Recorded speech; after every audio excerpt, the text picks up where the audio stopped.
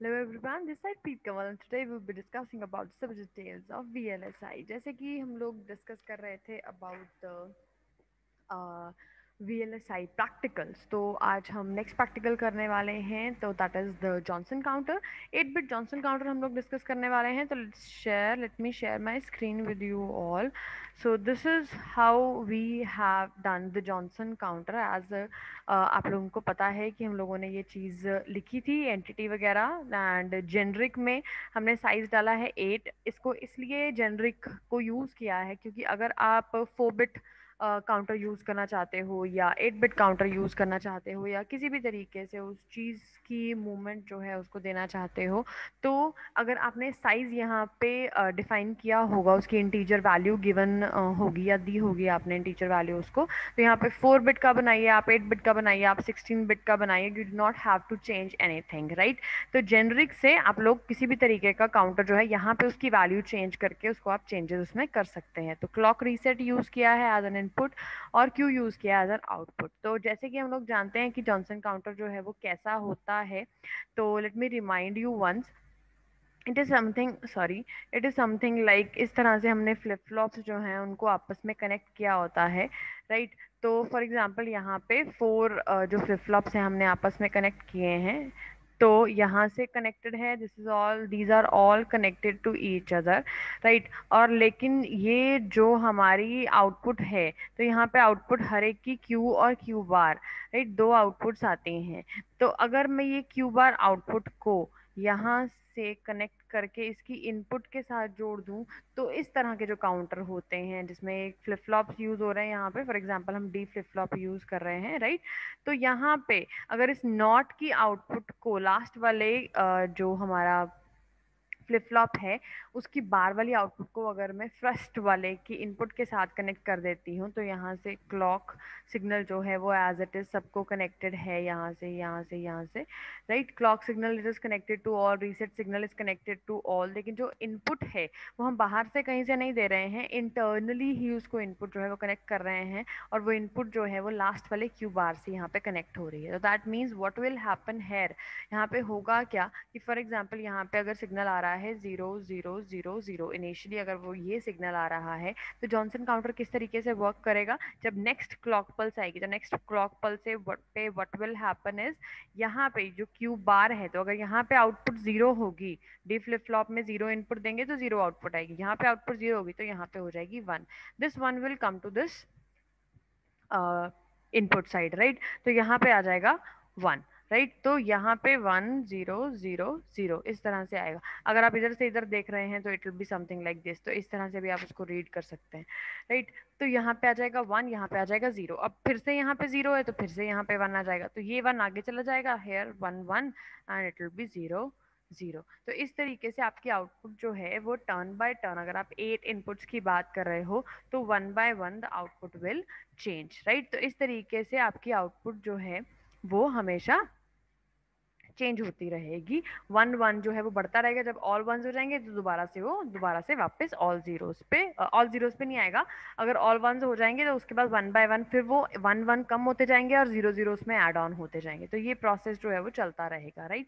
अगर 8 बिट का यूज कर रहे हो तो ऑब्वियसली 8 फ्लिप फ्लॉप्स लगेगा, 4 बिट का यूज कर रहे हो तो 4 फ्लिप फ्लॉप्स लगेगा. I have given you an example of 4 bit, ठीक है. लेकिन हमने जो हमने ये लिखा है हमारा program, this is of 8 bits, ठीक है. तो आर्किटेक्चर स्टार्ट किया हम लोगों ने, ये एंटिटी यहाँ पे फिनिश होगी. आर्किटेक्चर में बिहेवियरल जॉनसन 8 बिट काउंटर ले लिया, इस उसमें हमने एक सिग्नल डिफाइन किया क्यू आउट. क्यों डिफाइन किया इसको, एक टेम्पररी सिग्नल को, क्योंकि हमारी जो नॉट ऑफ आउटपुट है वो किसी टेम्पररी सिग्नल में सेव होगी, तभी वो उसकी इनपुट पे कनेक्ट होगी और तभी वो चीज़ कन्वर्ट होगी आउटपुट में, एंड देन आफ्टर अल्टीमेटली हमें क्यू आउटपुट जो है वो मिलेगी. तो दैट इज वाई एक टेम्पररी सिग्नल जो है वो हमने यहाँ पे सिलेक्ट किया है. वो टेम्पररी सिग्नल की वैल्यू जो है it is exactly same as जो हमारे क्यू की वैल्यू है. So this is size -1 down to 0.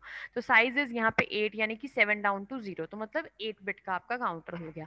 Similarly Q out भी साइज -1 डाउन टू 0. तो यहाँ पे बेनिफिट क्या हुआ, यहाँ पे आप साइज 4 लिख लो, 8 लिख लो, 2 लिख लो, 16 लिख लो, 32 लिख लो, 64 लिख लो, तो सारा प्रोग्राम जो है वो एज इट इज वर्क करेगा. You do not have to change anything in the program except this कि आप कितने बिट का काउंटर जो है उसको बनाना चाहते हो, राइट. तो प्रोसेस स्टार्ट हुआ, क्लॉक और रीसेट पे हमने प्रोसेस लगाया है, बिगिन किया. अगर रीसेट की वैल्यू 1 है तो क्यू आउट 0 हो जाएगा. अदरवाइज अगर क्लॉक इवेंट बनता है, यानी कि क्लॉक की वैल्यू 0 से 1 जाती है, तो क्यू आउट 0 जो है उसके अंदर कौन सी वैल्यू चला जाएगी, not of Q out size -1. Size -1 क्या है, अभी इनिशियली साइज -1 क्या है, 7. यहाँ पे 8 की वैल्यू के हिसाब से 7, यानी कि लास्ट वाले की आउटपुट का बार will be given to Q out 0, यानी कि किसको चला जाएगा, इनपुट साइड को, इनपुट ऑफ द काउंटर, या क्यू आउट 0 मीन्स जो आपने टेम्पररी जो आउटपुट ली है उसको चला जाएगा, वो फर्स्ट वाले फ्लिप फ्लॉप की आउटपुट पे चला जाएगा, राइट. फिर for i in 1 to size -1, तो अब आई एक हमने एक और इंटीजर वैल्यू ली, ठीक है. उसकी वैल्यू कहाँ से कहाँ तक है, 1 से लेके साइज -1 तक. लूप स्टार्ट करेंगे तो सबसे पहले कौन सी वैल्यू किस में जाएगी, क्यू आउट आई में कौन सी वैल्यू जाएगी, क्यू आउट आई -1, यानी कि क्यू आउट 1 में जाएगी वैल्यू क्यू आउट 0 की, क्यू आउट 0 में जाएगी, सॉरी 2 में जाएगी 1 की, 3 में जाएगी 2 की, 4 में जाएगी 3 की. तो इस तरह से टर्न बाय टर्न आगे आगे आपकी वैल्यूज जो है वो उसमें जाके सेव होते जाएंगी. तो and loop, and if, and process, और एंड अल्टीमेटली क्यू में कौन सी वैल्यू आएगी, टोटल क्यू आउट की जितनी वैल्यू बन रही है वो सारी क्यू में आके सेव हो जाएगी, राइट. तो एंड बिहेवियर, तो यहाँ पे मैंने सिंथेसिस चेक कर लिया है, it's green tick, you can सी.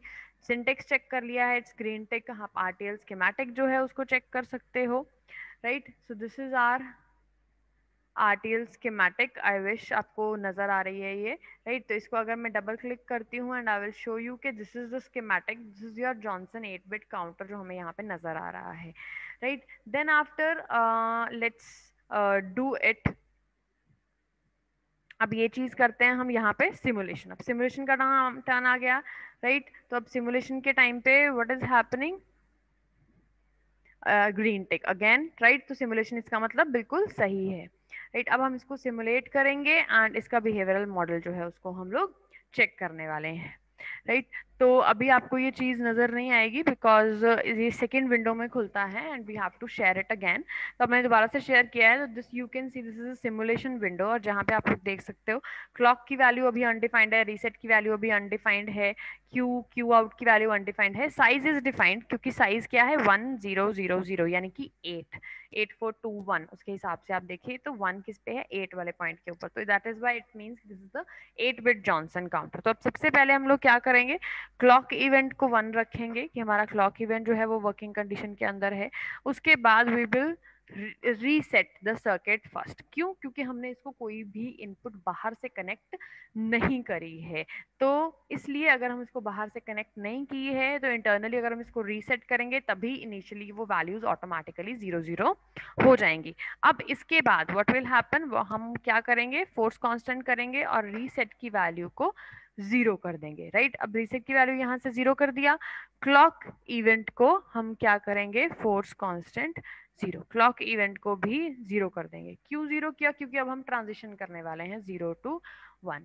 अब रीसेट की वैल्यू 0 हो गई, क्लॉक की वैल्यू 0 हो गई, लेकिन आउटपुट चेंज नहीं हुई. क्यों, क्योंकि आउटपुट तब चेंज होगी जब हम दोबारा से क्लॉक सिग्नल प्रोवाइड करेंगे, राइट. तो अब हमने दोबारा से क्लॉक सिग्नल प्रोवाइड किया and you can see here the output has changed now. अब वो आउटपुट जो है आपकी वो चेंज हो चुकी है, यानी कि लास्ट में जो 0 था वो उसका bar 1, that now it has been connected to the left hand side, मतलब लोअर वाले सिग्निफिकेंट बिट पे कनेक्ट हो गया है. अगेन हम लोग क्या करेंगे, इसको नेक्स्ट लेके जाना है. फिर से व्हाट विल हैपन, यहाँ पे 0 1 अप्लाई करेंगे, राइट. अभी चेंज नहीं होगा. अभी फिर दोबारा से यहाँ पे 1 अप्लाई करेंगे, यानी कि क्लॉक सिग्नल फिर दोबारा से चेंज करेंगे फ्रॉम 0 to 1. तो यू कैन सी हेयर कि 1 जो है वो नेक्स्ट आ चुका है, नेक्स्ट लेवल के ऊपर, राइट. एंड अगेन फिर दोबारा से what we have to do, we have to make it 0. Clock signal को फिर से 0 करेंगे, इसको वर्क करा के देखेंगे, नहीं चलेगा. फिर दोबारा से क्लॉक सिग्नल को 0 to 1 ट्रांजिशन देंगे, जब 1 ट्रांजिशन देंगे तो ये फिर से वर्क करेगा. यू कैन सी हेयर अब यहाँ पे 3 जो सिग्नल्स है वो 1 हो चुके हैं, राइट. तो इसी तरीके से जब हम क्लॉक सिग्नल को 0 to 1 ट्रांजिशन देते रहेंगे तो उससे क्या होगा कि हमारी आउटपुट जो है, हमारा जो जॉनसन काउंटर है, इट विल स्टार्ट वर्किंग। तो दिस इज हाफ, ये वर्क कर चुका है। धीरे धीरे इसी तरह से हम जब ट्रांजिशन क्लॉक सिग्नल को देते चले जाएंगे, 0 1 0 1, let's do it like leading edge is 0 and trailing edge is 1, right. मतलब 0 से स्टार्ट हो रहा है, 1 पे जा रहा है, इसका पीरियड ले लेते हैं 1, 1 साइकिल के लिए इट विल वर्क।